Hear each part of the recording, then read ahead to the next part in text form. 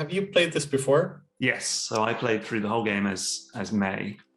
Okay, let's switch it around then. Okay, yeah, good idea. That's bravery from a designer doing the unpredictable. Maybe you loved it as May, but now Cody, it's gonna be a different story. So yeah, let's start by asking, what was your? Can you introduce yourself, please, and what was your role on the game? Yes, my name is Oliver, and I'm a level designer at Hazelight. That means a lot of things. Basically, it means everything from, doing the game design to like scripting mechanics and just like the general level. We haven't separated that much our roles, so we're all kind of, doing everything. So is that not particularly, is that normal for a game like this, you think? No, it's not particularly, or it depends on the size of the studio, but we're still like, we're getting fairly big, around 70, 80 people. Mm-hmm. And I think it's like a lot of studios split up for a lot of good reasons.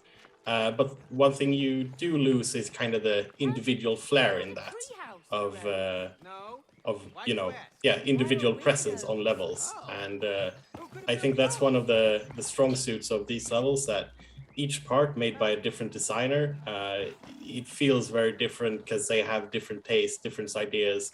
Of course, you can have that with a larger game as well. But the way we worked, we just we essentially gave each like designer or a pair of designers a level, and then told them to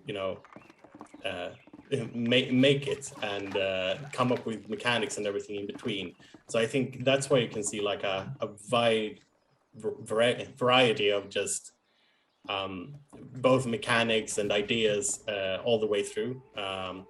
And you can achieve this in other ways too, but I think you can truly like see the person behind it very easily. Absolutely. And so you were working on this level and the snow globe level. Yes, that is correct. So this level, I thought it would be interesting to show this level because we're actually a lot of people who work on this. This part was designed by a level designer named Henrik Sandin, and it was actually quite funny when we started designing this part because we hadn't, like, if you think of it from a non-developer perspective, you don't know what levels are made in what order. This one was actually made quite late, and like when the rest of Tree was made, there were no swinging, for example, and that's actually a very very interesting thing to we had to go back and add that in everywhere, and there are actually lots of those little tidbits where from your perspective it might seem like of course this came first, but this actually came very late, and we had to introduce the swinging, and that's basically a big part of this level, as well as being able to overview the surrounding areas, because you never really get a good view of where is a greenhouse, where is a house, all that sort of stuff. So did you have to introduce the swinging so that it would be for future levels, you mean? Exactly. This was the first level where we start giving the players the ability to swing, and I think this level turned out really well, as especially like a very calm piece in between the storm, kind of, and also very much establishes everything around it. There are some cool smart things that are actually done here, with like ants moving in the direction you're supposed to go, that sort of thing. See if I can find that. I remember the controls here. But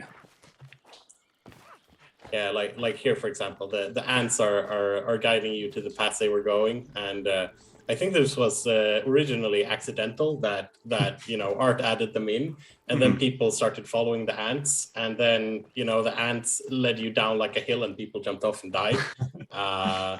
And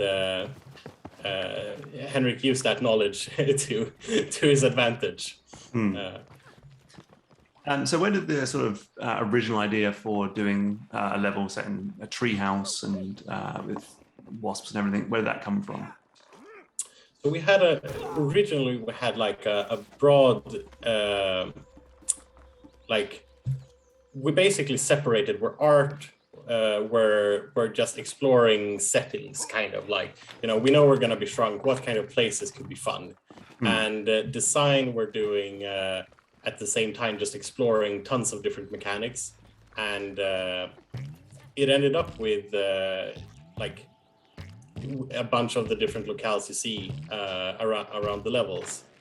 And Tree was one of them that was explored by Art very early as a very interesting location.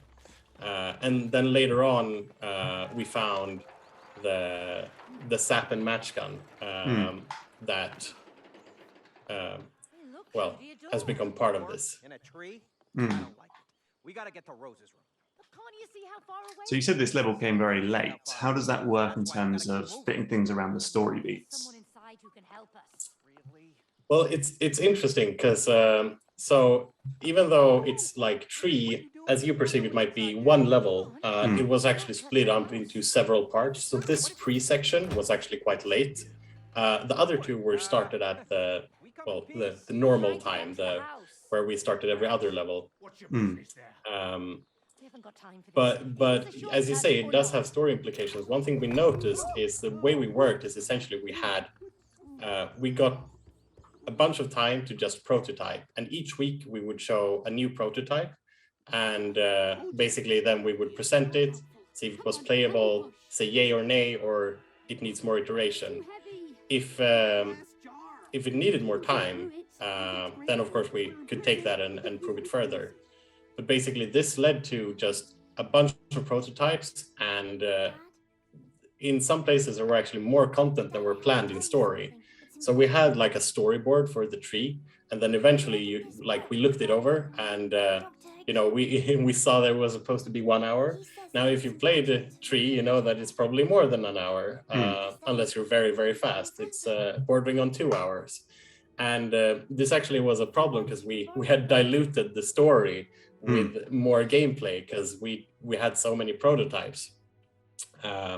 So one place where we actually filled in with story was these places where like, okay, here we're gonna need to put a cutscene. Let's give more focus to this side story, you know, fill that out. And that was an interesting experience, since like this chronological piece that's supposed to be fit together actually wasn't. That must be like just a challenging thing with making games, of like balancing the story and the gameplay beats.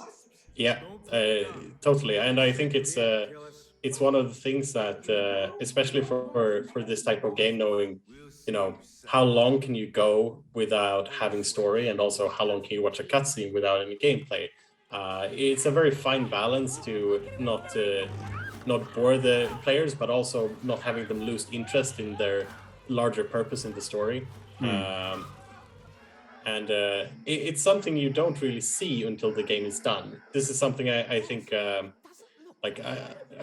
you know, a big reason why a lot of this doesn't land for a lot of games is because you can't see it as a whole until very late. You don't know if like a segment is going to get extended or shrunk, and you know, many things may fall through, and it's very hard to judge that without the whole context, you know. Like we had this section way before we had the other section, you know. How am I? You're gonna have to do a lot of imagining to see the whole there. Does anything ever take precedence of either story or gameplay? If one is, you know, does one ever win out over the other?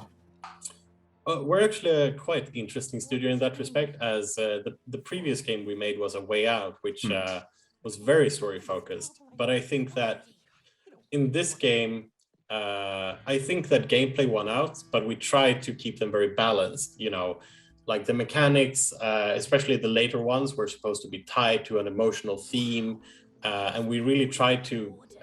You know, one of our mottos is to try to marry gameplay and story, keep them together, and it's way harder than it might sound to do that. And yeah, in this game, I think gameplay won out a little bit. In certain sections, there, you know, there's definitely like maybe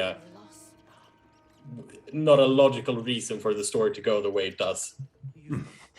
But I think this game is very forgiving in that sense, where we can throw something at you and people are just gonna buy it, kind of. We actually had some trouble with, and that's general progression in, like, for example, if you're playing the game, and we had lots of UXR tests, which are like research tests, just play tests with people trying the game. And a lot of our content was so weird that when people played it, we added side content, like, oh, here is a mother bird, and people would just go up to her and assume, yeah, this must be the way we're getting out of here, because there's a thing here, it must be the way. And we actually had a lot of trouble distinguishing, what's main path from side paths, because it was just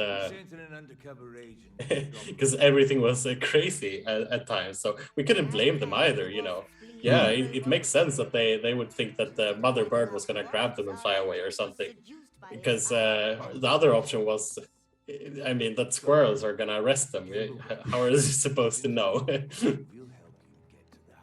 So here we get the main mechanic of the treehouse, the nectar gun and the match firing gun. Yeah, something like that. Yeah.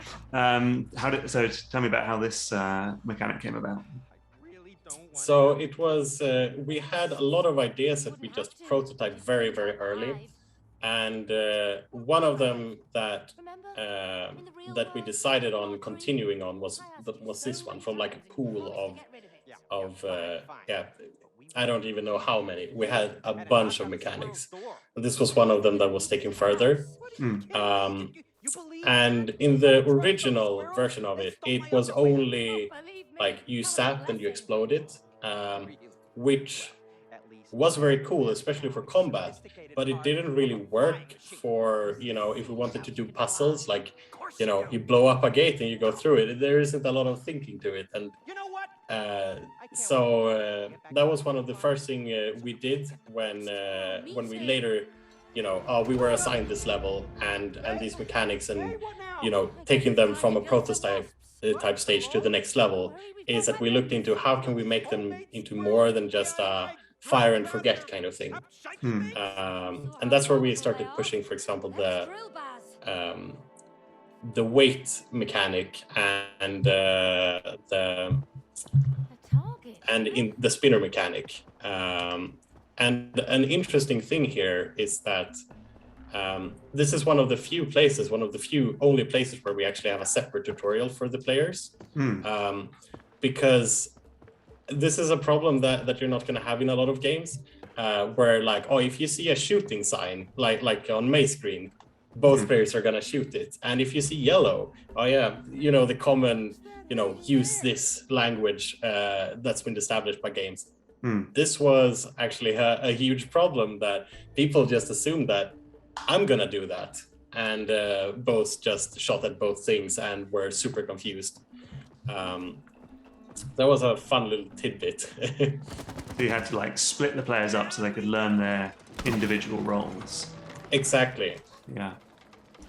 And one thing we noticed with like these types of mechanics, so since we added weight as a property to, for example, the sap gun and thrust, is that we had to be very grounded for people to be able to understand this. For example, if you weigh something down and something goes up, they need to be connected. If you look at a lot of other levels, they'll have just straight up, Super Mario floating platforms, and that's completely fine. So what we did is, for each level, we set up our own rule set and our own internal logic, and it's basically like teaching a player a new game in an hour. And this was a challenge at times.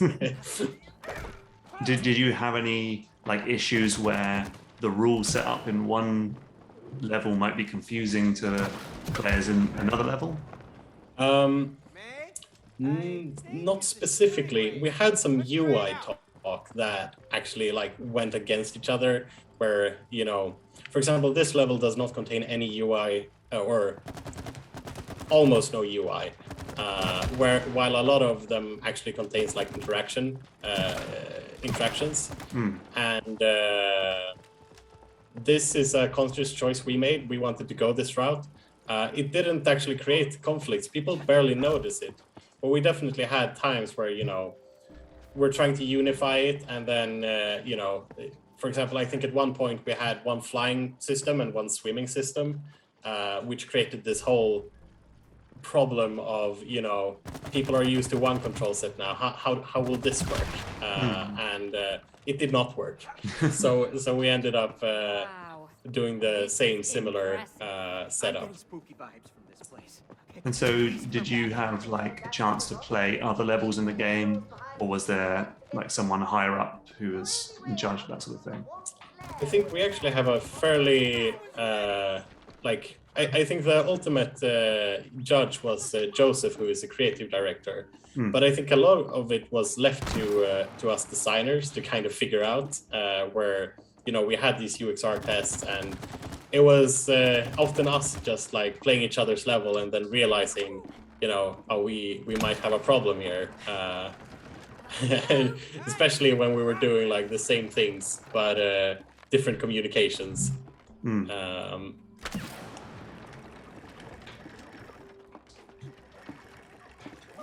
Did you have to look specifically like the level just before yours and the level just after to make sure there was nothing like weird that might throw the player off? We should probably have done that, but we didn't until very late. We did a unification pass, and it seems to have worked out pretty well. I think it's just because a lot of the things are so different that a lot of people just don't. The overlap wasn't that big that it was jarring, basically, and that actually played to our advantage. This one, I have progress videos for you on this cage. It's a very interesting progress of it, where the sap gun is very interesting because it's a very, how do you say, it's a very systemic weapon that has a lot of freedom. You can shoot this anywhere. This could create problems where, you know, May couldn't actually reach the spot where you had shot. So like, for example, if there was a roof on this that you could shoot on. So we basically had to design around that, making it so that like you would shoot at comfortable spots.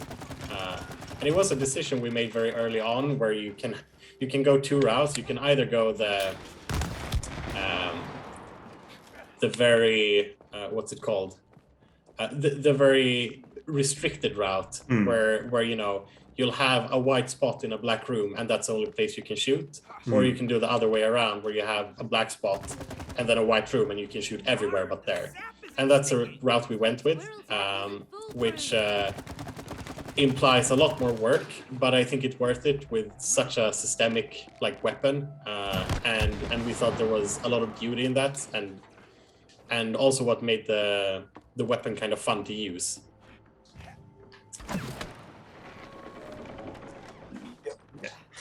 Yeah, definitely. So obviously one of the in some co-op games you have a thing where both players are basically kind of the same character and have just sort of kind of working together. But obviously with this, you've got two completely different characters, and one's got a goo gun, the other one's got a fire gun. Why was that important for you to have these very different characters? I think like a big part of it is that you know, we can break it down to like three types of co-op, where you have what we call parallel co-op, which is essentially, you know, what a lot of the multiplayer co-op games where you just join in and drop out with your friends is, and that is essentially just, you know, you're playing your own single player game with another person, and that's like all good and fine. But then you have the two other levels, where you have like step-by-step co-op, which is essentially like you do something that allows me to do something that allows me to do something for it goes back and forth kind of. And then we have the third one, which is like simultaneous co-op, which is when we're both having to act both at once at the same time. And I think that this is one of the harder co-ops to achieve, where like you're either like sharing a vehicle that you're both controlling or that type of thing. And we wanted a variety of all of these. And like, for example, the platforming part of this game, just jumping around without any co-op challenge, that is parallel co-op, where we're just playing together and having fun. And one part we thought was elegant with this is that, hey, we're making this game, so we're not making this first simultaneous co-op. We actually want to rely on each other, so that we can't do this on our own. And an opportunity for asymmetrical abilities, because not a lot of games can do this. Very few games are, only co-op in this sense, and that's a big reason why. Oh yes, have you played this one? I didn't see this the first time we played. No. Yeah. I'm a bit scared now. You should be.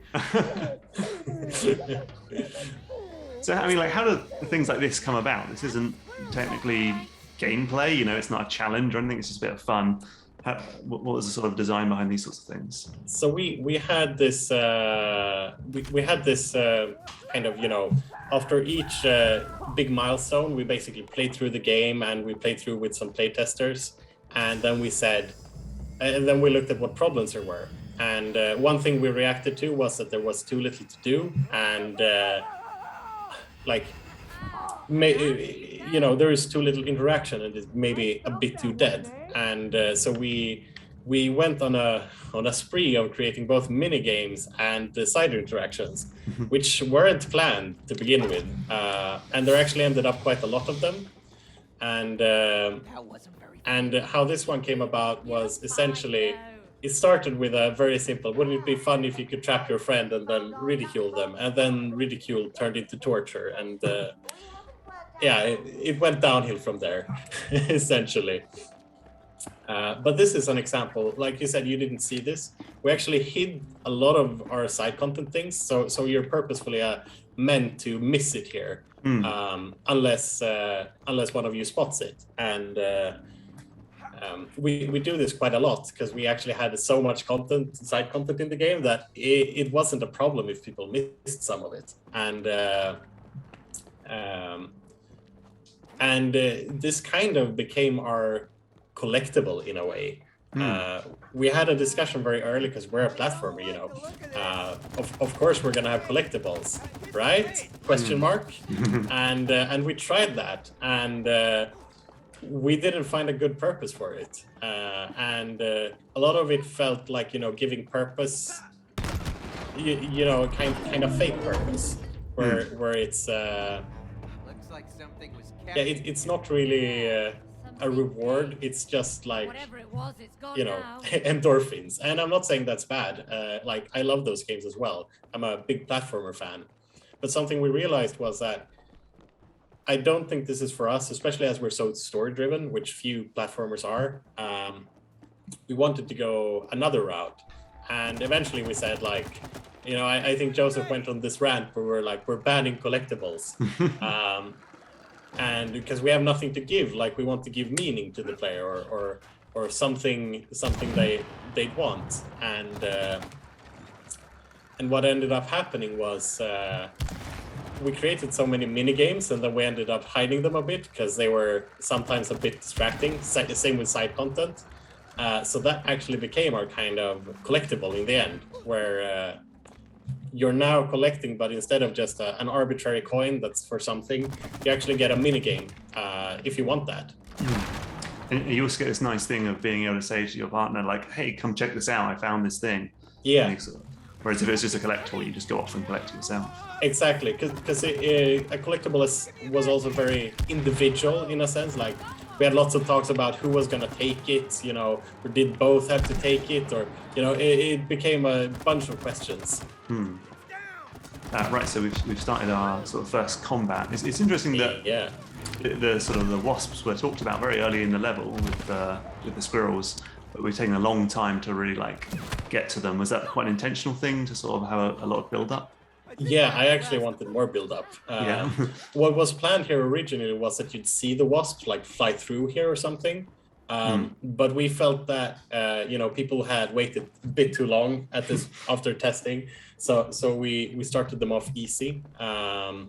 So this was we really wanted that build up of, like, you know, you see the barricades, you see them talking in the beginning, and then you kind of lose track of it a bit, and then you get reminded of the threat you're facing.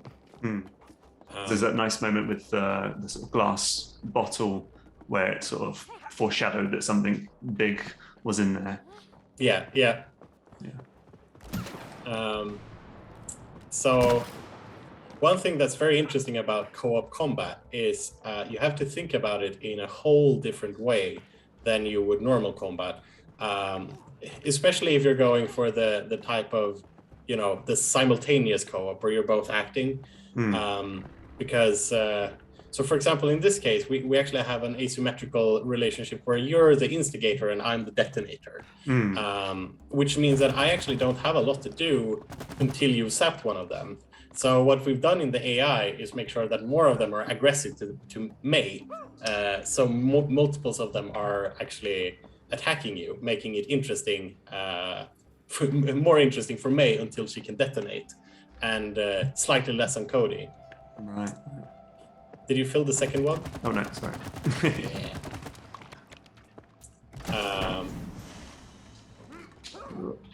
Oh no, I missed it. Oh no. Oh, that should be slidable. Oh well. Right, fill that one again. And so this way, kind of asymmetrical relationship is very interesting. The other one is, you know, how do you handle like if you're playing with a partner who's not as like skilled as you, or the other way around. And I think that was one of the harder issues we had to answer in the game. And I'll show you later, but we actually had some we had different health systems we prototyped. We prototyped, you know, a Gears of War type of health system, which, you know, where one player dies and you have to go and revive them. That didn't work because of the sheer variety of our gameplay. You know, you never know if you're dying during a platforming section or if you're separated. So that didn't work. We tried a shared health bar in the very middle of the screen. And this, like, idea seems great. You're sharing health, that's co-op. But what happened is if you had one player that was really good and one that was really bad, is that the bad player would just take damage over and over, and then they would both die instead of allowing the good player to carry them. And I think that was a very interesting challenge. So what we ended up on is just like a timer that goes down as long as you're both living. So it gets kind of like, it becomes this kind of, you know, cheer on, like, don't die, I'm almost back. And that ended up being actually quite effectful, I'd say. So here's, these are sort of, wrong side. We actually added this tambourine character. What I talked about before with people not understanding it was side content. People would go here and they would be like, this is a way forward, because of course it is. And yeah, it's very funny that, you know, you never know what to expect, both in a good and a bad way. Oh no, you're good at this. Yeah. Oh no. Oh, that was easy. We need a rematch. You were talking. That was unfair on you. Yeah, I'll take a rematch on that one. Get some honor back. Yeah, exactly. This has to be cut from the show. Oh no. Oh no. Ah. Oh no. Are you playing with a keyboard? No. Okay. I'm ashamed.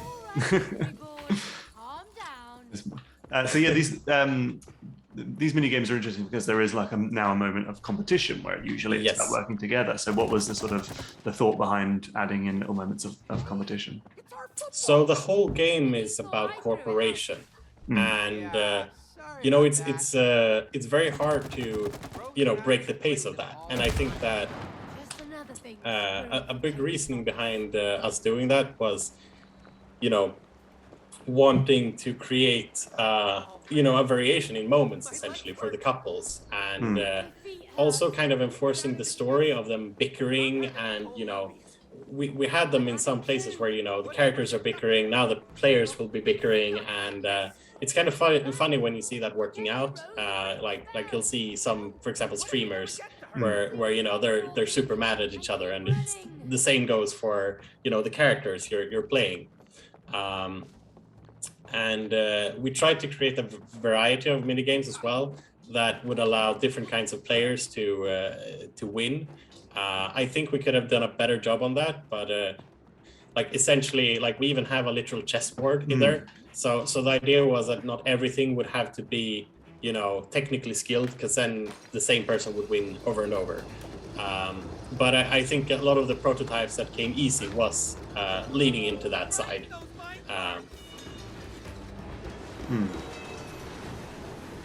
What other sort of decisions did you make in terms of trying to make sure players of different skill levels could both enjoy the game? I think one very difficult thing, I think 3 is actually the hardest level in the game, in terms of introducing a new player to it, because it's the only level with combat and aiming for combat. And I think that's something that was really hard to get around, because just intrinsic like skill floor of that is very high. Like that's maneuvering 2 sticks, and that's something we did have a lot of like trouble with, and like as you can tell when you play it, like the auto aim system is very lenient, and like we try to make the gameplay more interesting about, you know, less about can I hit the skill shot, and more about, you know, making sure you dodge the wasp, making sure that that you're spraying the right thing, and like all of that stuff instead, rather than putting the focus on the aiming part. And this was actually a huge, or quite a big debate of, you know, how much like auto aim do we want to give people, and how easy should it be, and like yeah, it was hard. Was there any thought to making like one of the characters easier to play than the other? There actually wasn't. I think that May ended up being slightly easier to play, especially in this case. But I think that varies around, and I think we ended up being on a balanced mix. What we really tried to do was make sure that, you know, both players had the same like breadth of experiences, so that we're not like, for example, if Cody is driving the boat, which he will later in this level, that he's not going to be driving something else like after that. And some places we kind of, you might get 2 in a row, but then we make sure that, you know, you get 2 in a row the other way around. And yeah, that was a bit of a like coordinational challenge, because we grew content so fast it was hard to keep track of, because like our prototypes just kept flowing, and then suddenly, you know, oh, what, you're driving a boat and you're level 2? Oh shit. And you know, then you have to adapt it to that, because the way we work, it's very similar to how Respawn structured their action blocks. It's, you know, make something in a week and throw it in there, and it's a very similar process to that.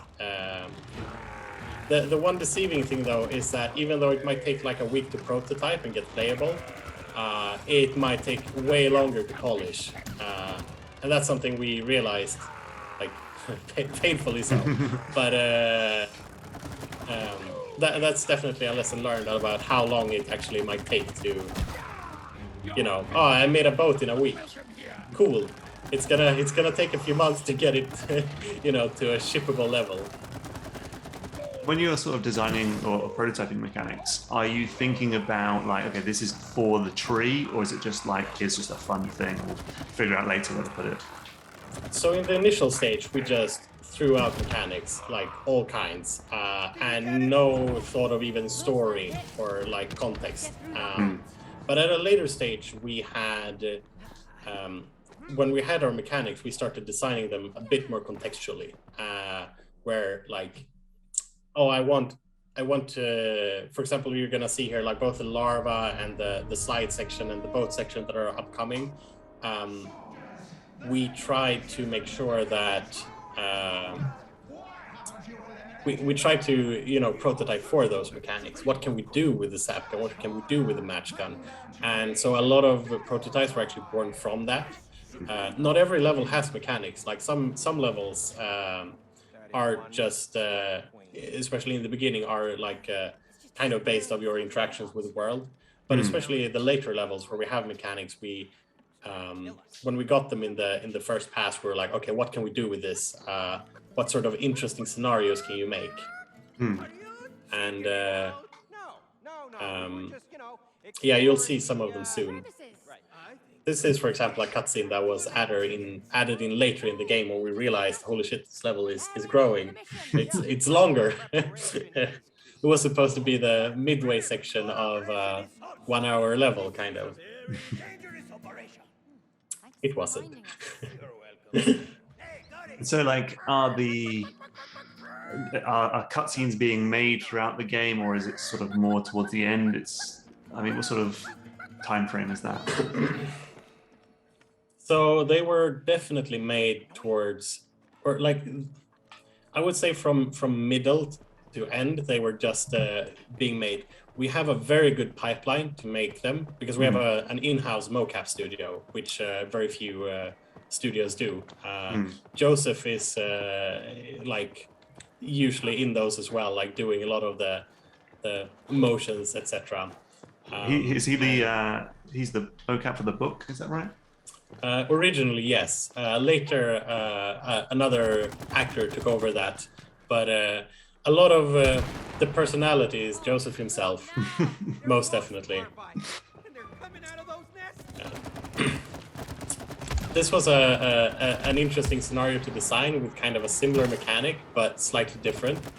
And something we noted is depending on how skilled the players were, this would take like different amounts of time because they'd be overwhelmed with different amounts from the larva.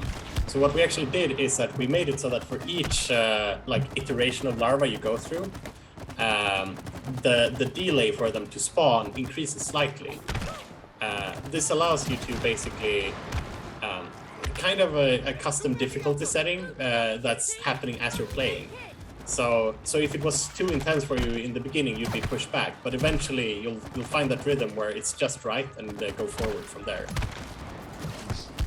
Is that something you did a lot in the game? Is sort of doing sort of adaptive difficulty to tweak things? I think this was one of the few places actually, but it's because you had such varying results because this is a very like stressful moment where it just pushes towards you. So unique scenarios need unique solutions. So it sounds like you did a lot of player testing on this. Yes, yes, we did, and almost too little still.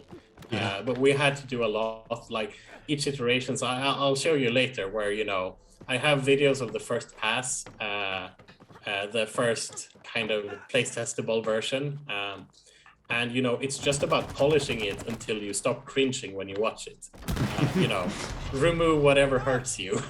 Like as a designer, you look at it and you just see somebody doing something stupid and you're like, no, it's not them being stupid. It's my design. Okay. How can I encourage the behavior I want? And what sort of techniques do you use to, like, for one thing, is to make sure the player knows where they're going? That's quite a big one in level design. I think in this game we actually got away quite easily because a lot of it is fairly linear, and not always so, but generally it's kind of easy. The problem usually in this game is, okay, how do you communicate what the player is supposed to do to get forward, like to get to the next stage, and I think that sort of that was sometimes a bit more difficult. Like, for example, in this case, most people spotted the way they're supposed to go up here, but they're not entirely sure how to get there. So in this case, for example, you know, we're kind of we have to make clear what they're supposed to interact with. And in this case, for example, you can see the bottles are glowing. We made sure to hang them so low that even if you're kind of looking into the ground, you'd see them. A lot of the times here, it was more about showcasing, you know, what the player's supposed to interact with, rather than, you know, them getting lost, like in a game like Last of Us, for example, where you know, it's very cluttered, and I mean, to be fair, this is also cluttered, but it's still very straightforward most of the time. What about in terms of sort of more puzzly elements? I imagine you don't want players just to be like stuck forever, not being able to figure out a puzzle. What sort of things do you do to try and guide players along to the answers? Yeah, I think a lot of that is preemptive. So we didn't want, like, we avoided doing, you know, the hint system thing. Maybe that would have been good for some players. And I don't know. But we wanted to avoid it because, you know, both it's a system we have to make and integrate everywhere. I mean, scope. But also the bigger reason is, like, we wanted players to figure it out by themselves. So what we usually ended up doing is, you know, trying to make the puzzles tell the player what to do and what to interact with. So it's kind of same techniques as that are commonly like applied to guidance for like linear action games, but we're applying them to puzzles instead. You know, how can we make sure that they both look in the right direction, the right objects stand out, that sort of thing. You also use the characters themselves, sort of often sort of in the voice acting, saying, sort of giving hints. Is that something that you would be sort of thinking about as a level designer? Because obviously that's, you know, voice actors. In the last pass, definitely. Where so our motto was always like, don't rely on VO or anything like that, because, you know, both player attention. Most players won't hear it. Like it's co-op. They're probably talking, or you know, they might not even be able to hear at all. You know, there are many different kinds of problems with just doing it through VO rather than trying to communicate it through the game. But there are some places where we definitely added it as like a last resort. You know, we have a volume that's timed to, like, if you're in this for more than 10 minutes, then, you know, drop a subtle hint or a VO hint. This thing took a while to get working. The whole system for this, and for it to go like seamlessly from one fight into this slide. This was quite a lot of work. But I think it was worth it in the end. Like, sometimes as a designer, you're kind of like, oh, I'm doing this thing, it's going to be very, very expensive. I really hope it's going to be cool, so I'm not wasting everyone's time, you know. So, as a designer, are you able to like make like grey box stuff for this game? Yeah. Tools, yeah. So this is made in Unreal Engine. So we're basically blocking out with either the in-house Unreal Engine tools, just like like building everything kind of from scratch until like the art team takes it and actually makes it pretty. But I do believe it's very important to think of, you know, the final look before you actually commit to anything, because you know, it's so hard for art to, you know, when you give them, and we did that sometimes in this game, when we give art, you know, like an abstract piece of gameplay, and it's like, what could this be? And, you know, art sits there and they're looking at it and they're like, you know, it's not fun for anyone. and it's better if you know, there is an intention, the layout is very similar, like this level, for example, it's very similar to what it was in the end. Or in the beginning to what it was in the end. You knew you wanted it to be going down like a sort of tree trunk. Yeah, exactly. And you actually go around this tree and you see the wasp nest like 3 or 4 times, just very subtly. And we had that blocked out from very early, and a lot of that hasn't changed. Some bits and pieces, but mostly it's very intact, and I think that adds to it, like having design involved in that with art to make sure that they can make beautiful shots, but also making sure that, you know, they'll be seen, because, you know, the designers know the pacing, they also know how to angle the camera, how long do you have to walk like in a straight line for the players to actually be able to notice something, you know. Sometimes you see people, you know, they put a straight line and then a turn, and you see the thing, but people turn before they even notice. And that sort of stuff is quite good when you're like artist and designer together, and like, you know, they'll come with some great compositional, you know, feedback, and, you know, you'll go back and forth on that. Were you paired up with an art designer or an artist for your level? Exactly. And I would say this level had a lot of artists that helped out, because it grew to be so huge. But normally we try to work like generally 1 or 2 artists on a level, and well, with some exceptions where, like, you know, feature creep, where design just builds more and more, and you'll have to adjust. And I'm guilty of this in this level, definitely. Was there any like specific bit that design you had that made either an artist or a programmer just like curse your name? The whole the swarm technology, the one with the hammer, that's being used throughout this level, that was definitely, I remember there was a time when we were like, you know, we were about to cut it, because, you know, it wasn't working, and we had been working on it for like quite a while, and we were like, but it's gonna be cool if it works. And, you know, at one point, you know, the lead programmer said, you know, you have 3 weeks to make it work. And we did make it work, thanks to the excellent work of a programmer named Sydney. Was there anything you wanted in the level that got cut because it wasn't really possible? I think in this level, most of the things are in.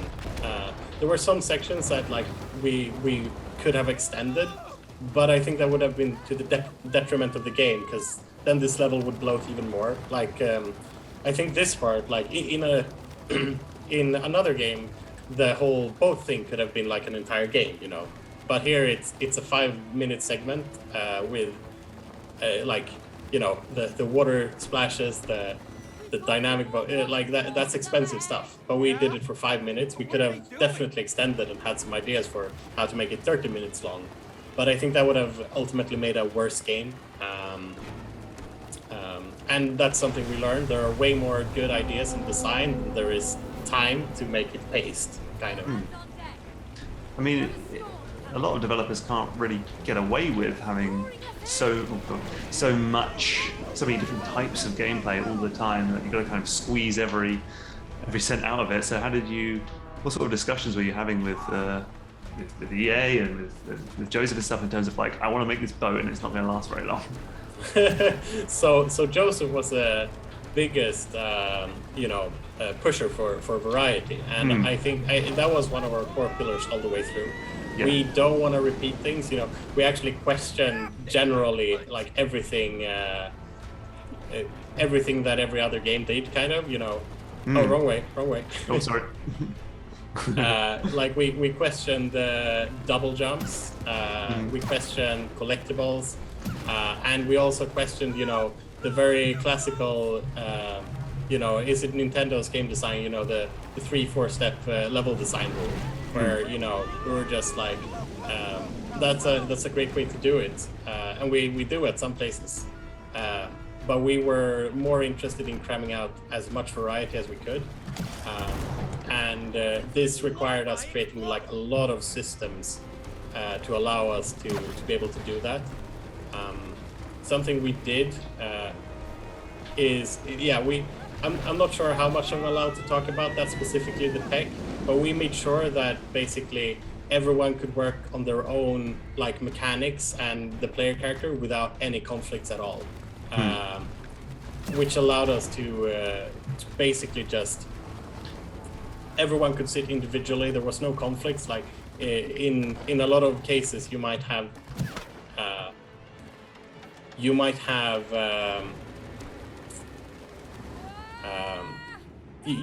for example, like a script for movement, right?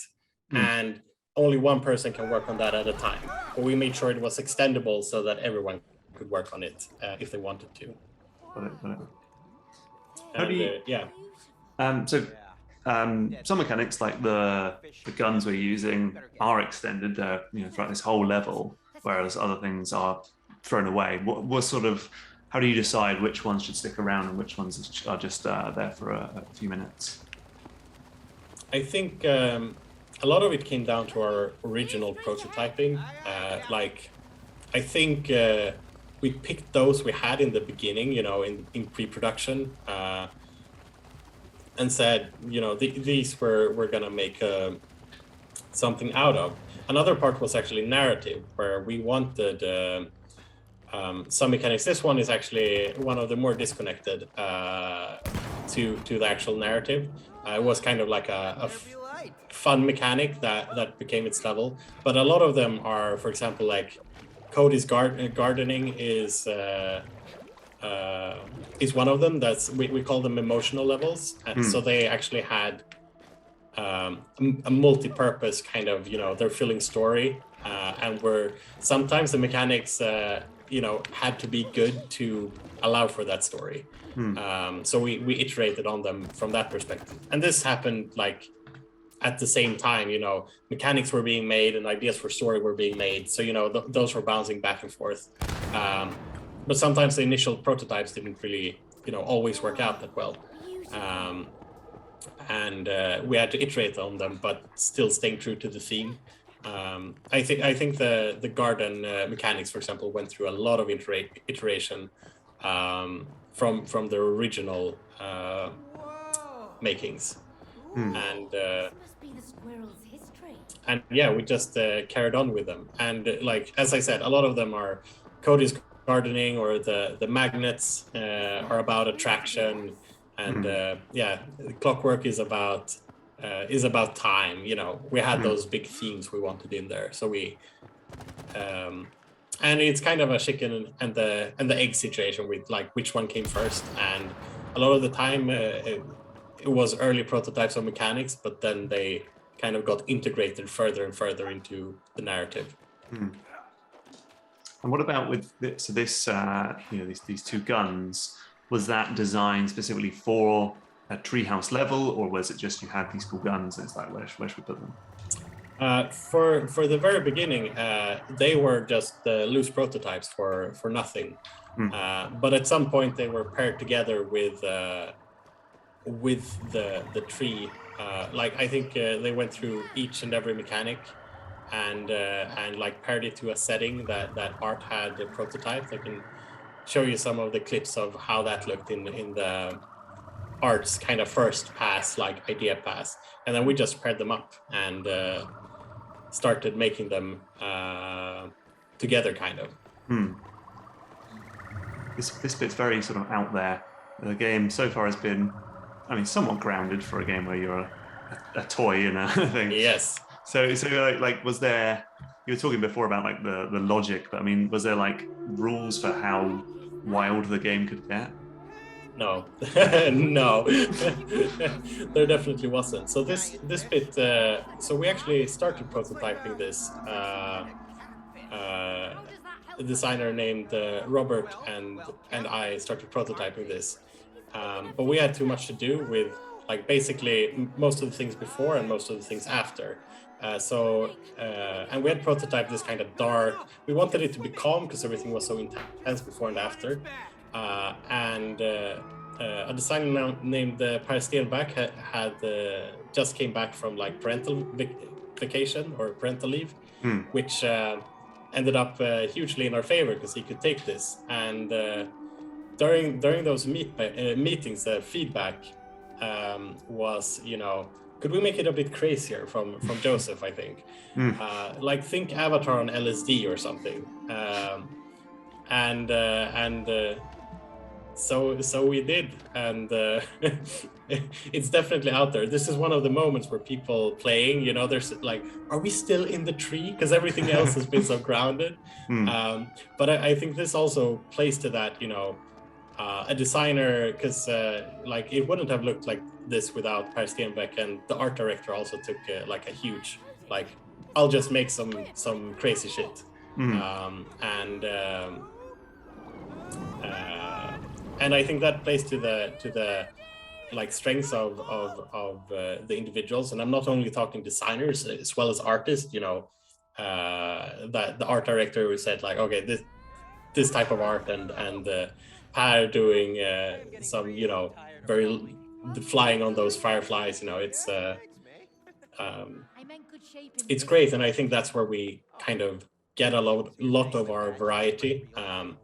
And we don't have to, force it like a lot of studios do. And I don't mean that in a bad thing, Usually you have this big overview, like, let's make not sure we're doing the same thing. But when you just give people levels and you tell them to kind of make what they want, it ended up being pretty different. Otherwise, we'd have to have changed how we did it. But in general, it ended up being very, very different. So we never had that problem, really. Was there anything that you did have to cut because you were like, oh, this is in another level, or No, nothing overlapping. At most we try to separate things, oh, this is kind of similar but not really. For example, there is like a charger boss in the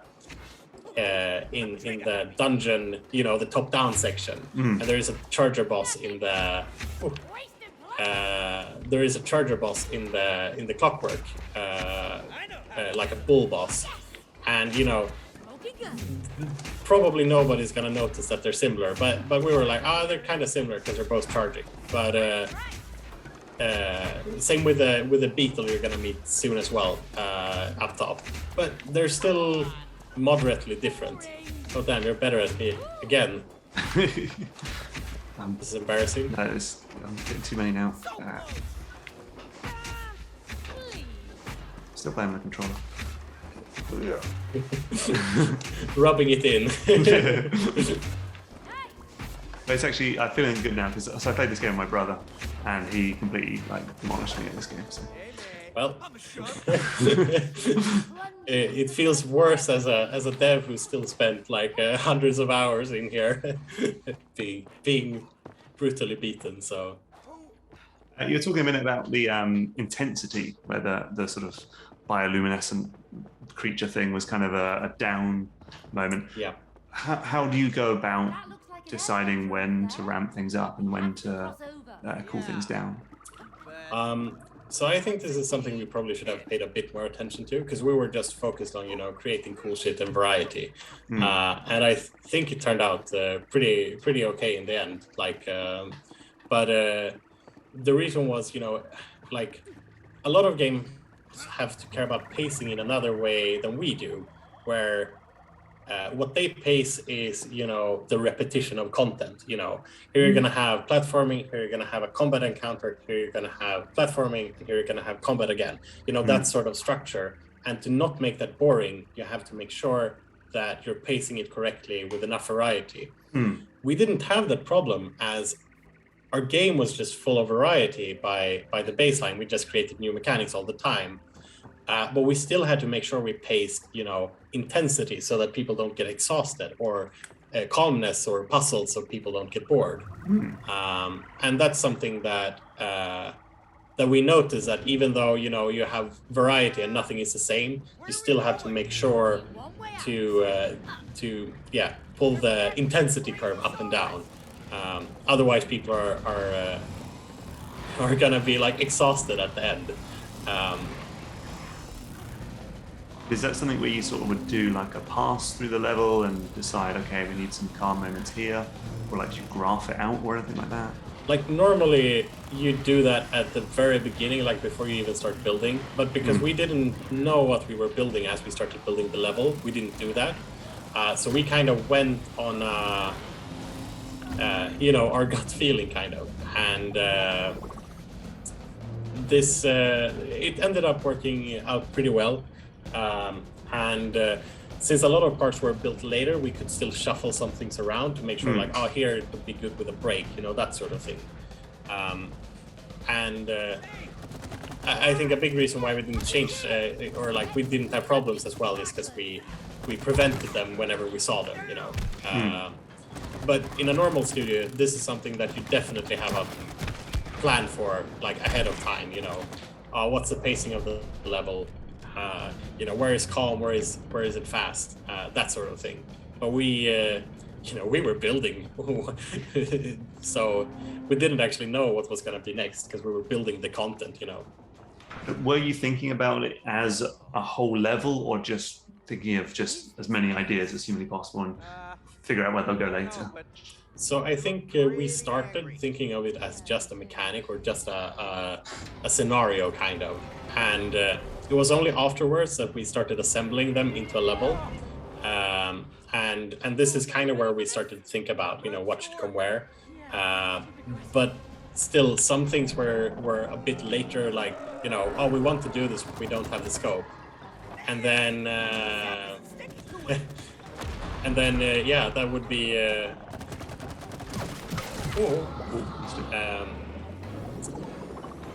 but yeah, then that would essentially be. I missed it.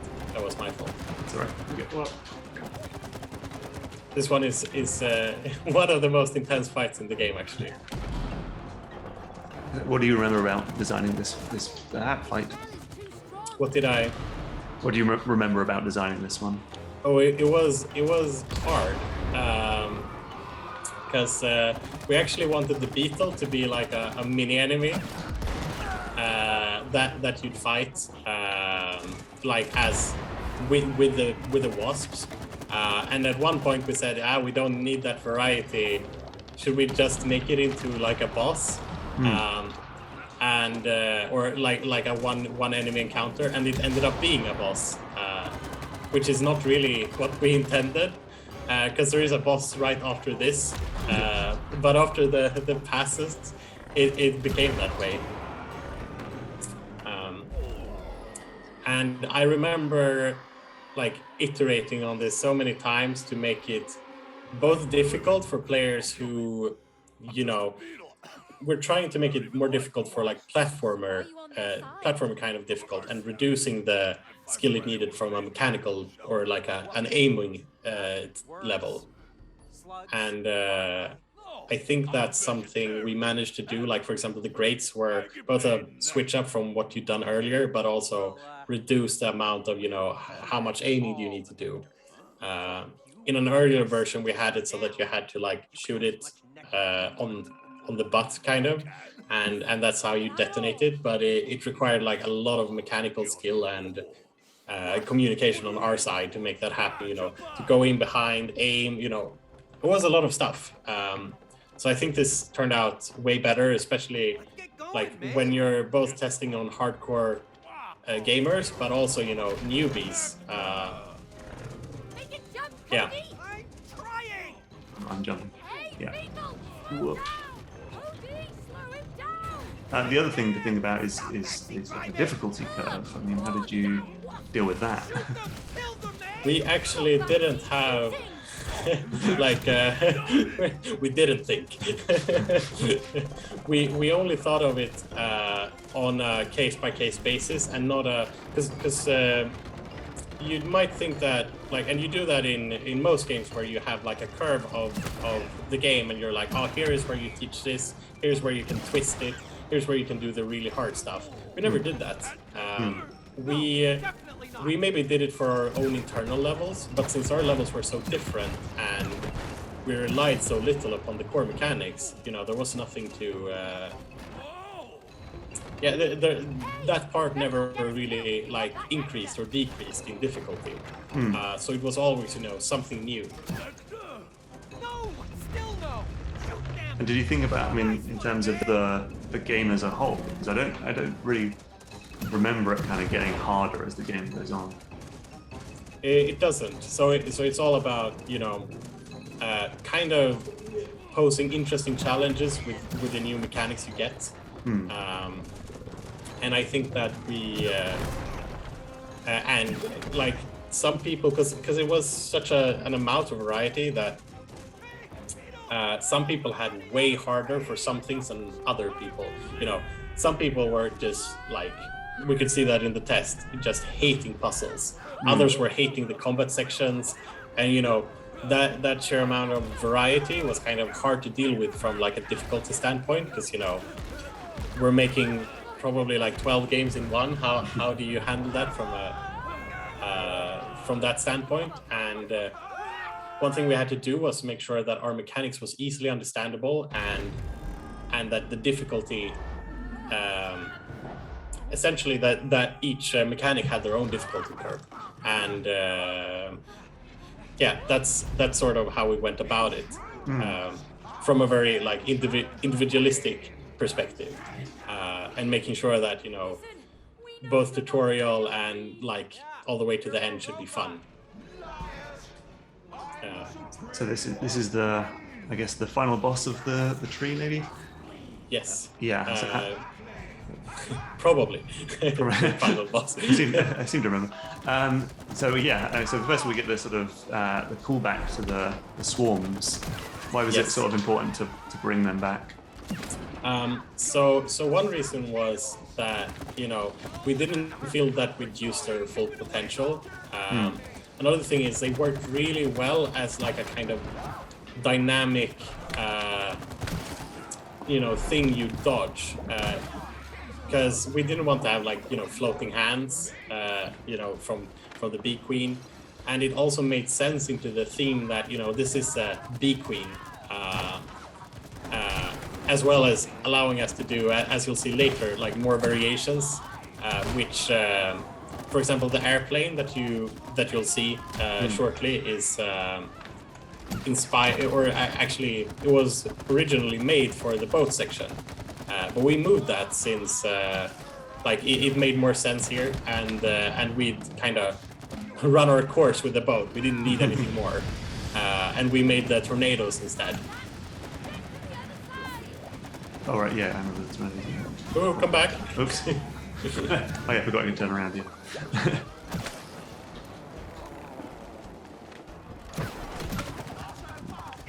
So do we need to shoot the... Oh my god, there's a lot going on.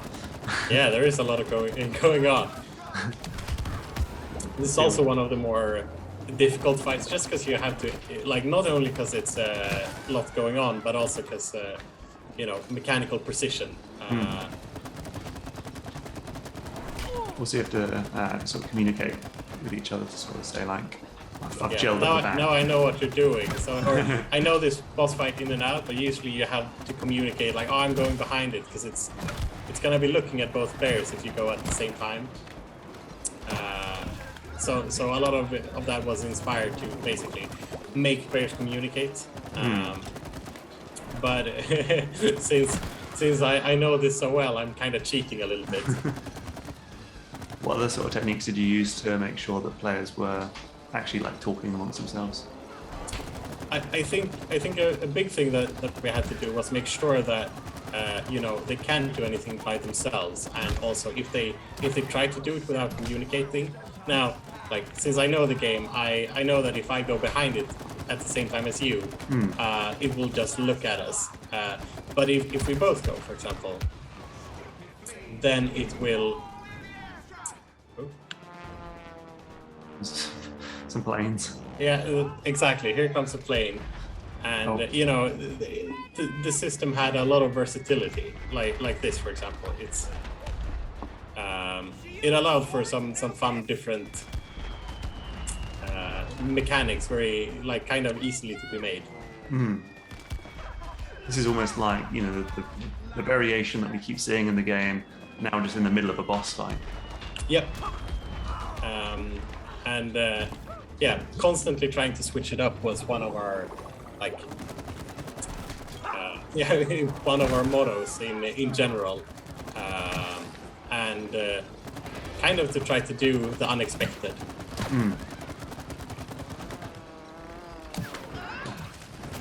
Like sword. Yeah. Ooh. Okay, let's see. If you do the red point in the front, okay. I'll destroy this. There's too many bees in the way. I was wondering if there was any inspirations behind the weapons we're using from other games. I don't think so. There is a definite similarity to the Prey glue gun, but I believe we came up with it before. Okay. We actually saw that. But after we saw Prey, you know, we were kind of like, yeah, that's good. There's also a little bit of the of Mario Sunshine from with the flood being able to like weigh things down. Yes. Never played that, but probably yes. Making a 3D platformer, haven't they, Mario Sunshine? the cheek of it. Yes, it was very it was very funny actually because we all came from very different kind of experiences in this, and I'm a very much like a platformer nerd.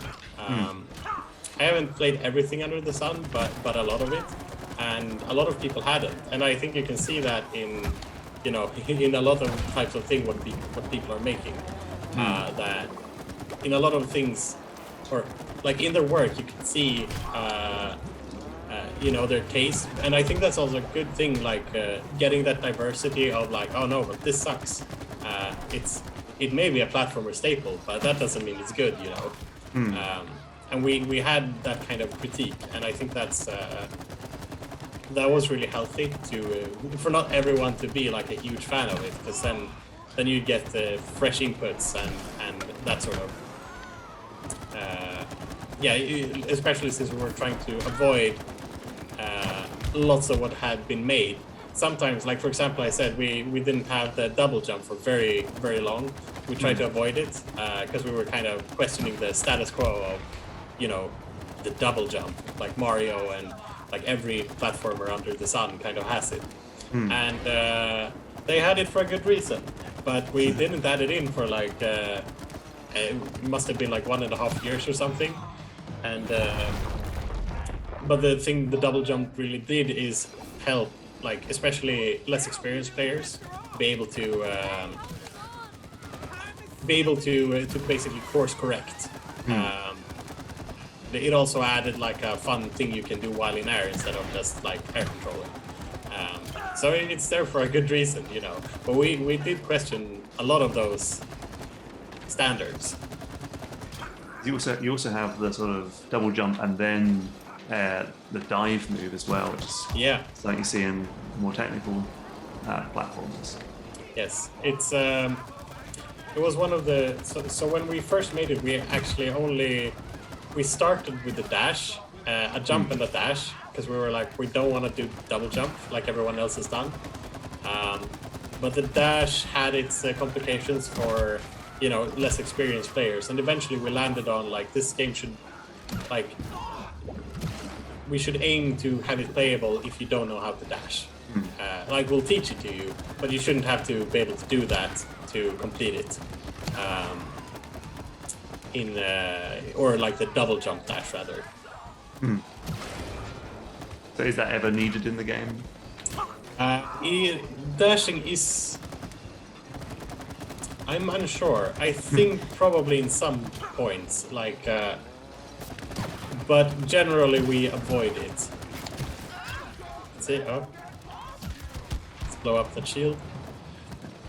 But generally, we made sure that it was playable for like multiple skill levels, because we noticed that there were so many people playing that were so imbalanced in skill, like, you know, everything from like parent to child, etc. You know, it's and just like general newcomers, and it's like, oh well, you know, they really want to enjoy this game, but they can't if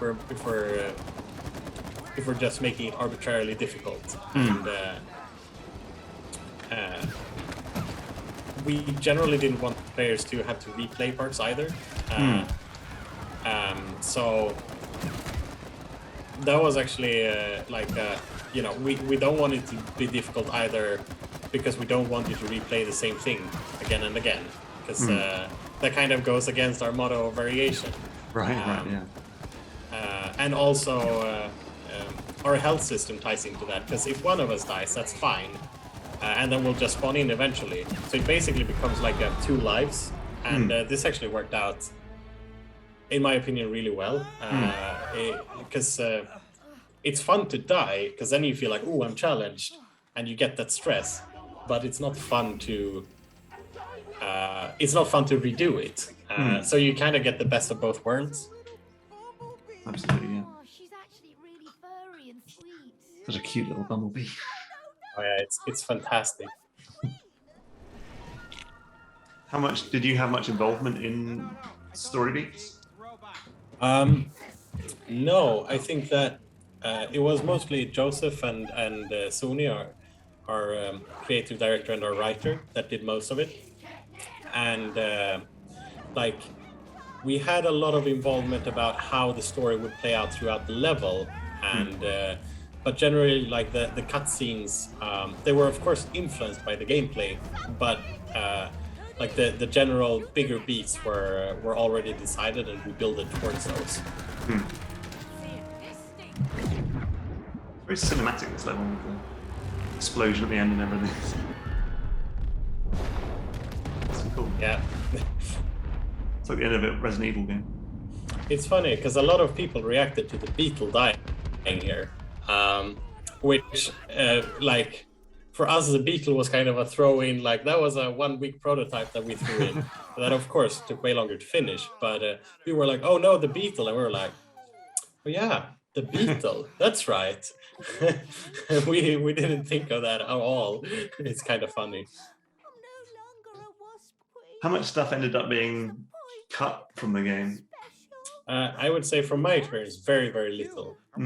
Like, there were some stuff, but like compared to my experience with other companies, very, very little actually got cut, which is amazing.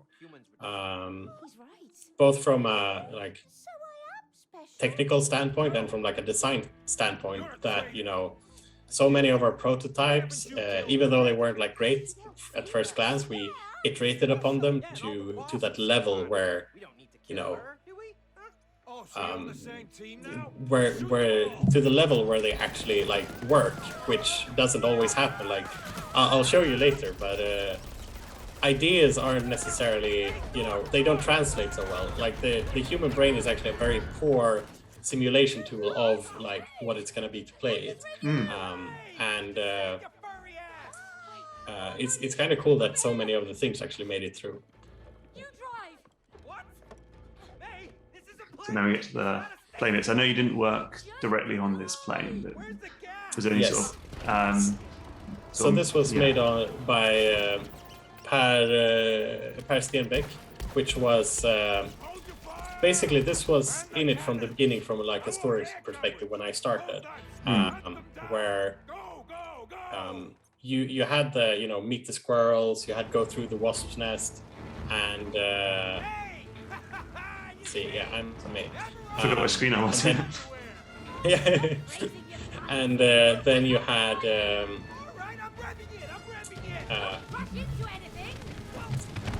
sorry, I just realized.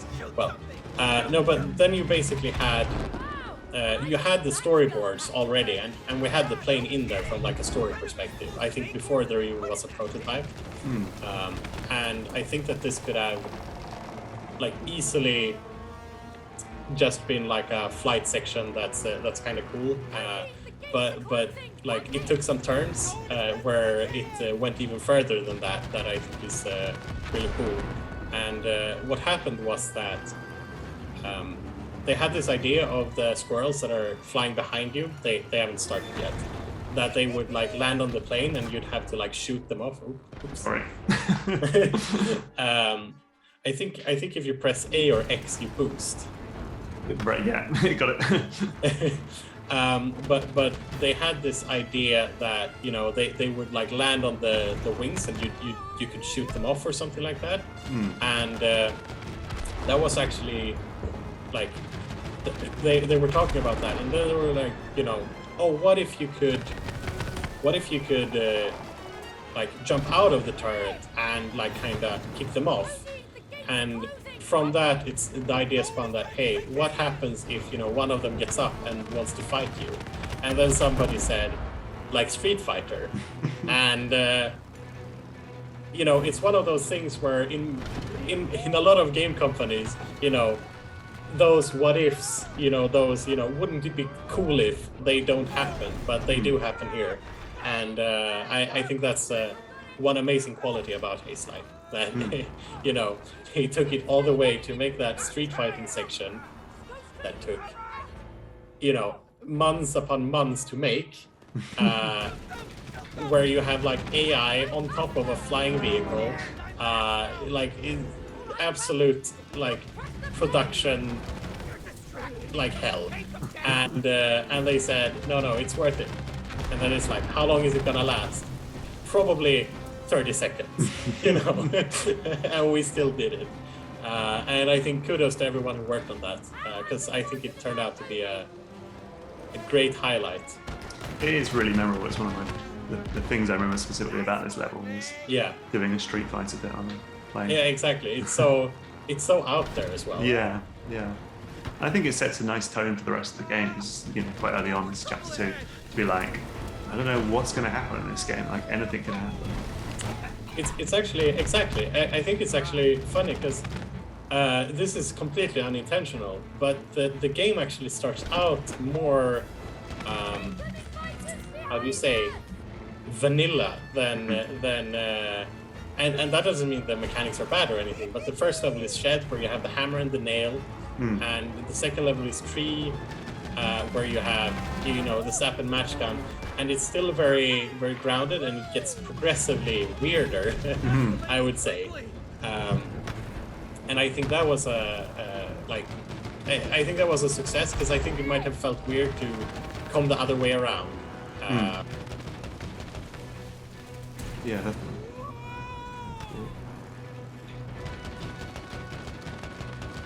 It kind of cues the player in that like stuff could get weird in this game. Exactly. Be prepared. There's the squirrel. How important was like iteration when you're doing the prototypes? I would say iteration was immensely important. We didn't have a lot of time to actually like fulfill or like make everything perfect, so we had to really find the, like, you know, good enough. We talked a lot about, you know, finding good enough. If we are in AAA, we can't spend however much time we want on something, but we need to make it so that it's good enough for the player to play and enjoy that. And iteration was an immense part of that, I'd say. Even though a lot of the ideas were similar, I'd say the actual execution of them were quite different, wildly different, from beginning to end.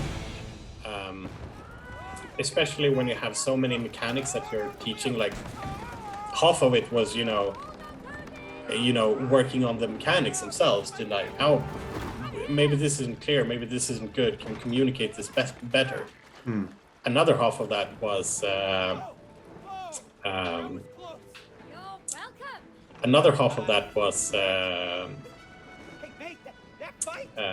just iterating on the puzzles themselves, making them puzzles and action pieces, making them smooth, as like we don't really want you to die because we don't want you to replay things,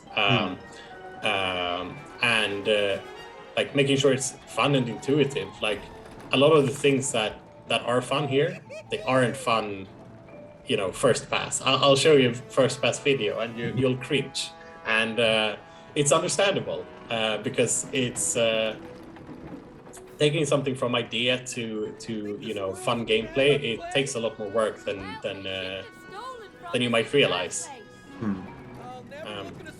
This part is like a homage to Brothers: A Tale of Two Sons. I'm not sure if you played it. Yeah. Which was also made by the founders of Hazelight, where you have a section where kind of like this, but with the brothers, but now in co-op, and yeah, it worked excellently, and I think this whole section is great because you get variation in the sort of, like, you know, we've gone through 3 stages of playing, but they all feel different. Definitely. Yeah. Were there any other like co-op games that you were looking at specifically for inspiration or ideas? Not to my knowledge, at least. Like, I think that in terms of doing this type of co-op game, we're kind of not the only one, but kind of the only one. And a lot of the lessons we actually learned from A Way Out.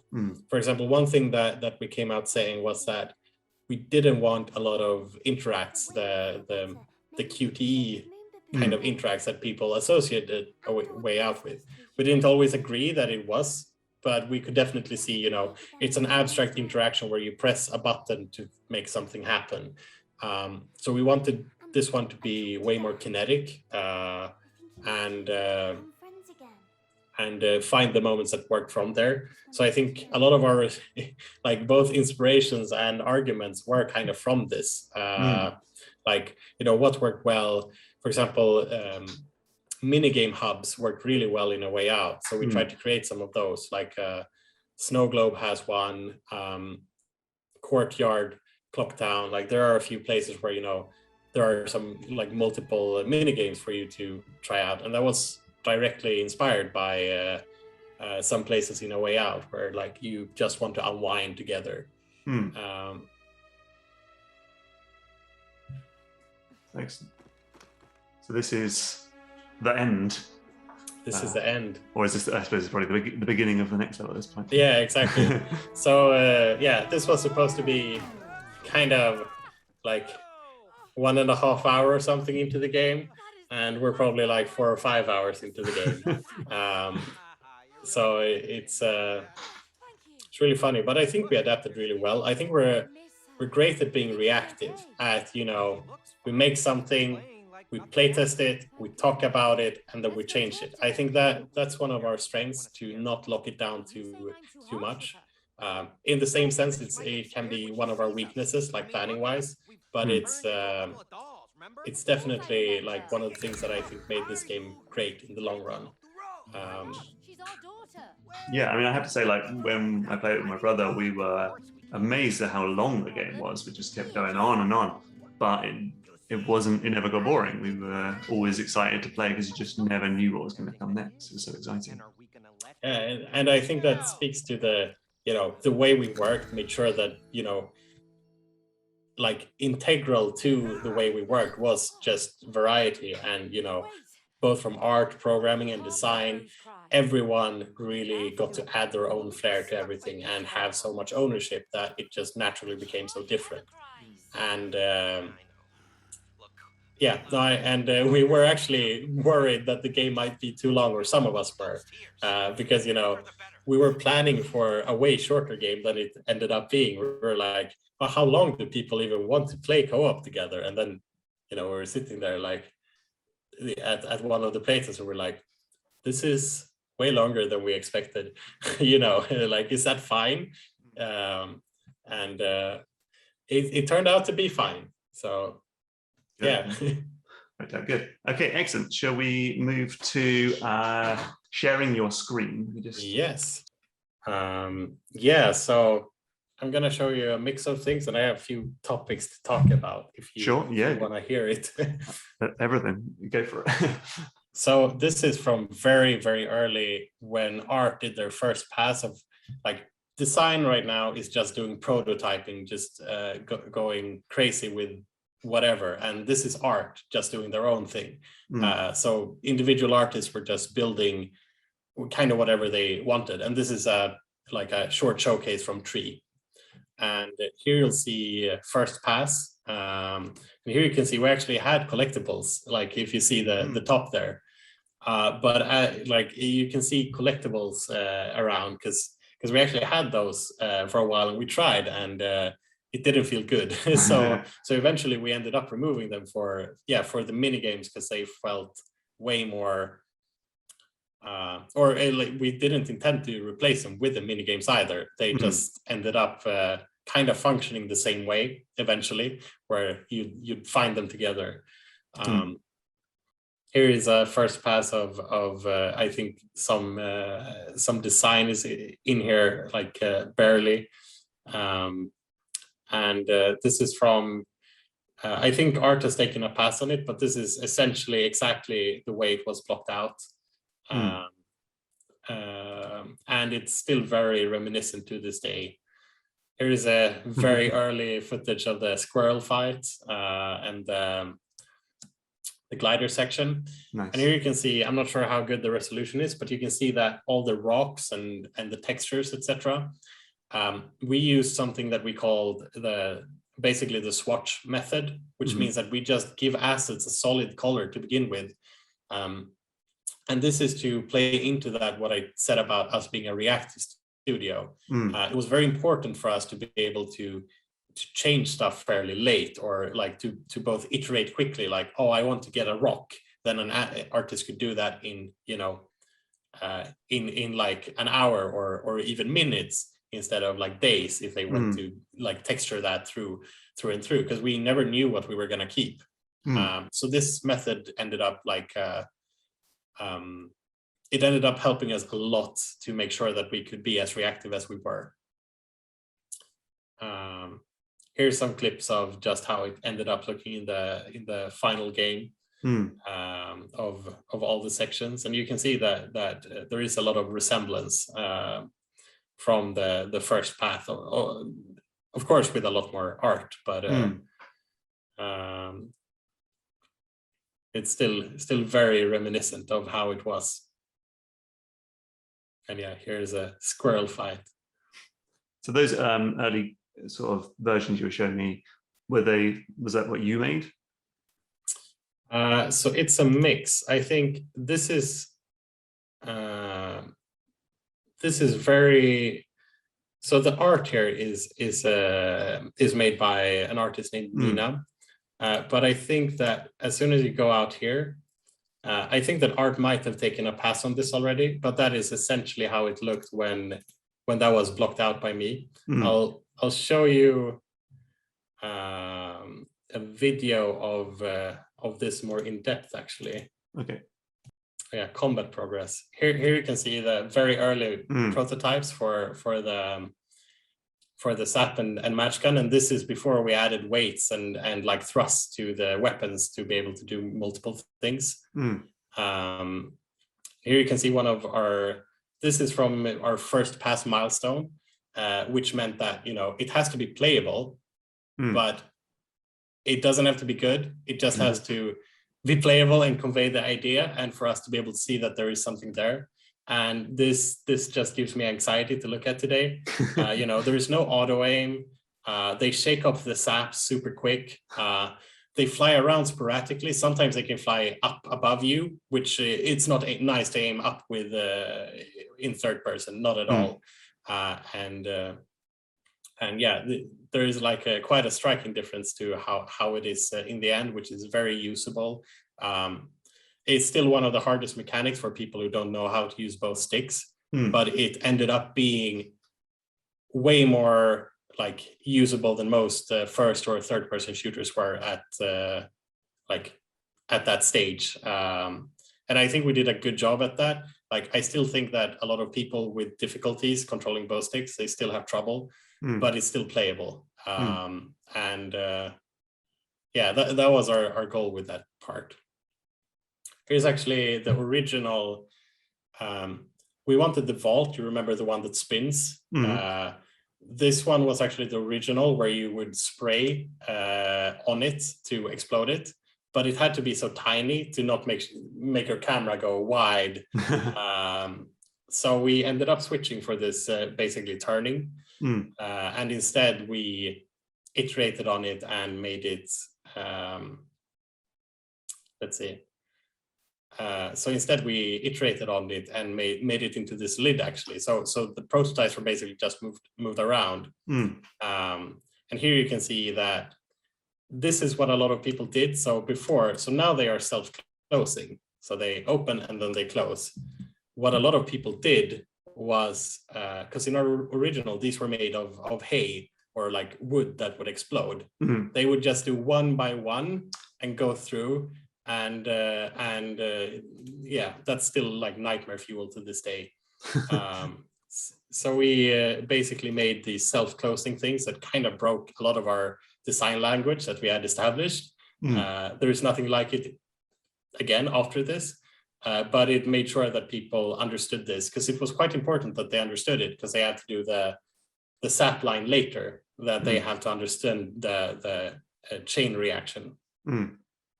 Here is one of the super early blockouts of the big wheels, which are spinning around, and you don't actually have.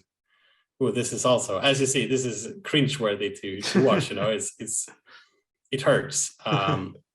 But the general idea is here.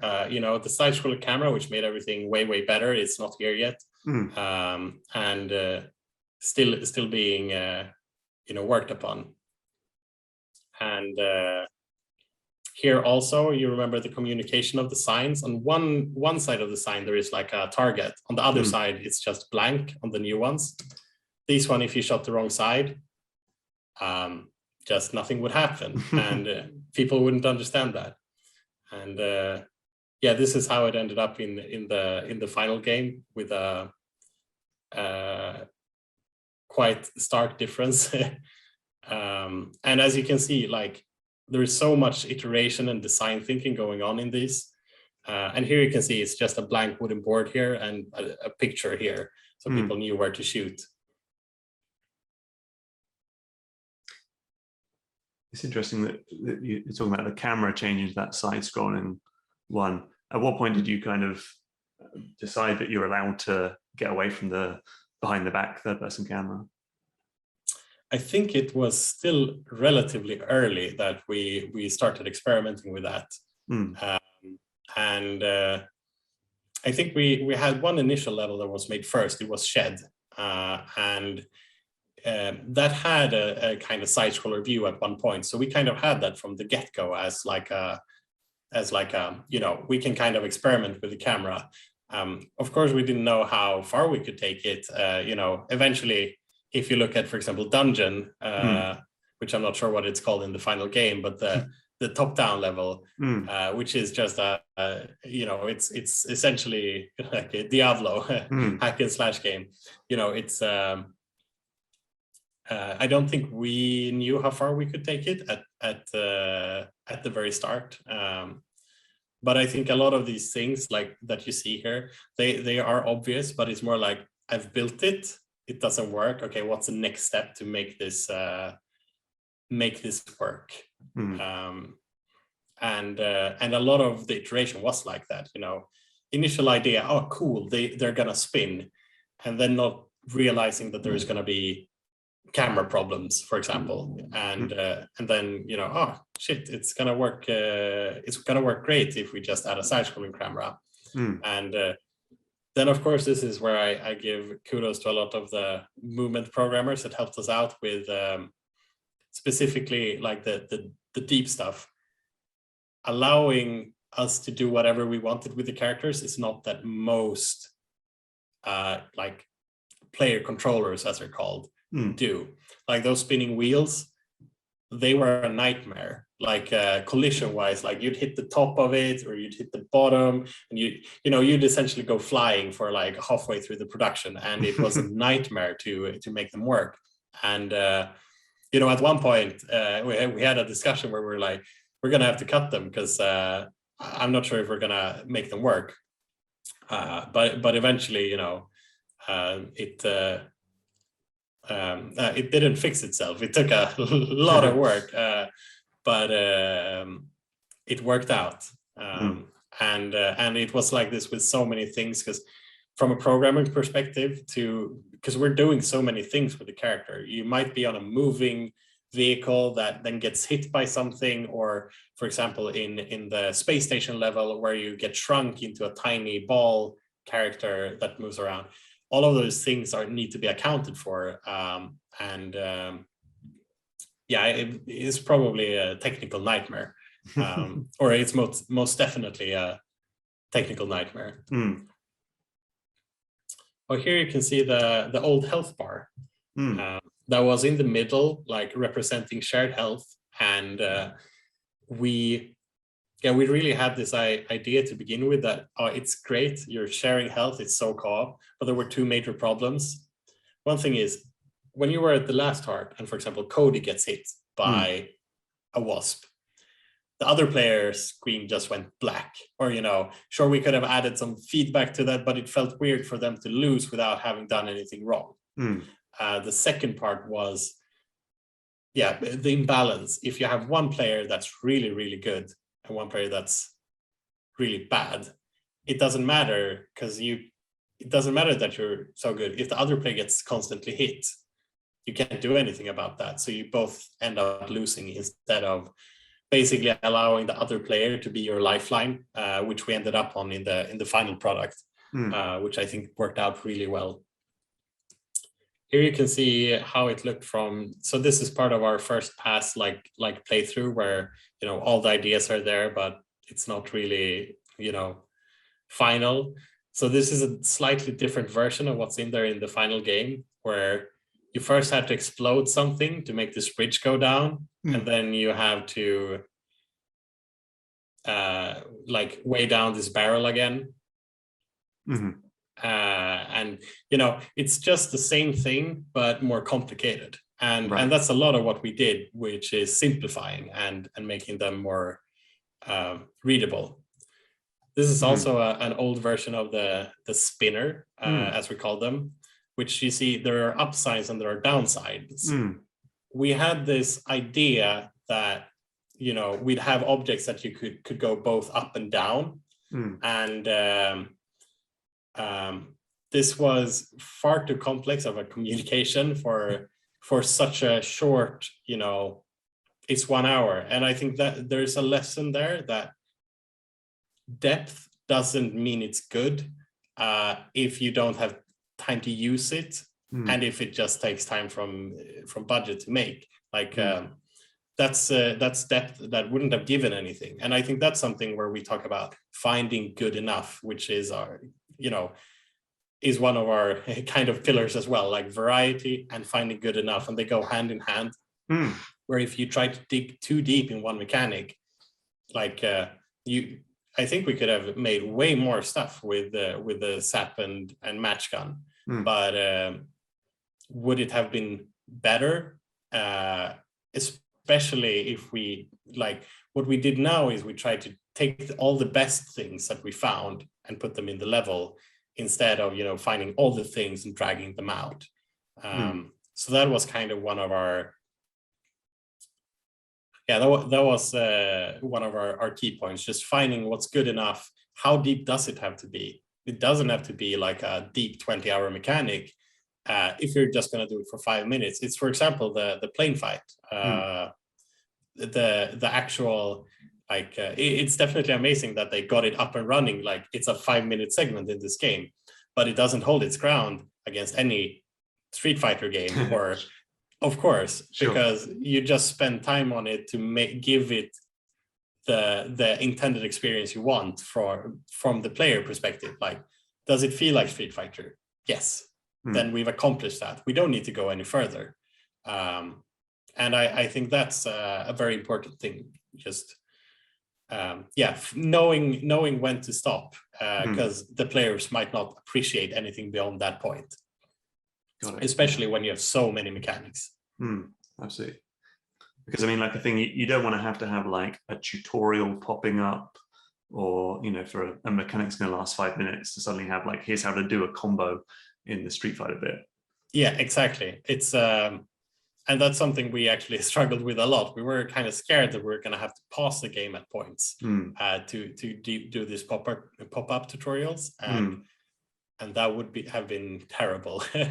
And luckily, I think we simplified everything to the point where, you know, it's so straightforward that you can pick it up fairly quickly. Even the boat and plane sections, they start with a wide tunnel, so that whatever you do, it's fine. And if you crash, you're just going to come right back. It's no worries. But most don't crash. And same with the mechanics. You know, we simplified most of them to be 2 buttons, so that you don't have to, you know, you don't have to learn this control scheme. And that was kind of a lot of our philosophy behind there. Just make it so that somebody can pick it up and understand it. And of course, a lot of that is tutorialization. But just inherently to the mechanics themselves, just try to make them simple and understandable. That's a big part and a big challenge. Yeah, here is of course how it looks now. Just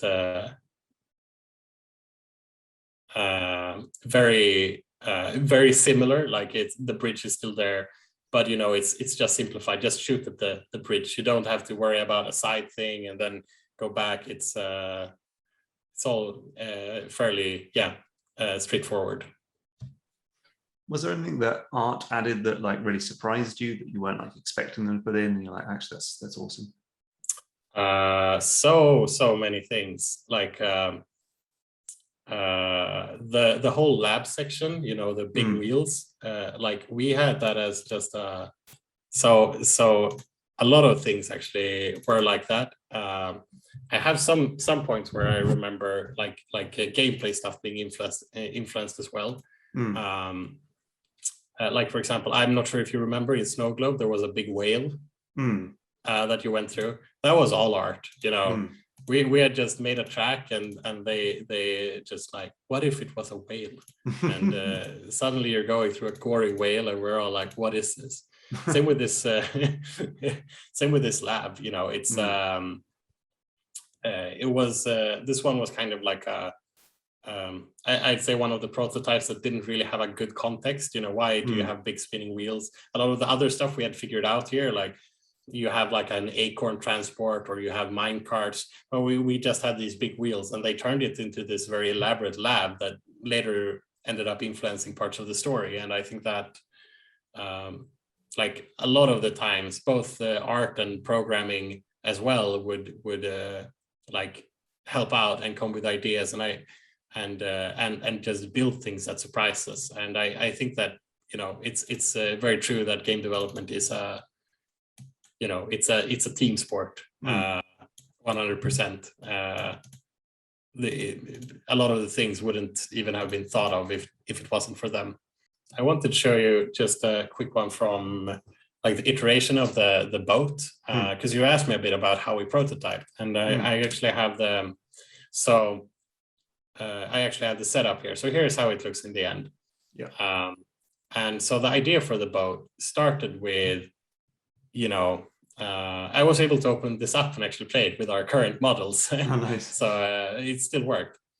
Basically, the initial idea was that you'd shoot and the boat would propel in the other direction.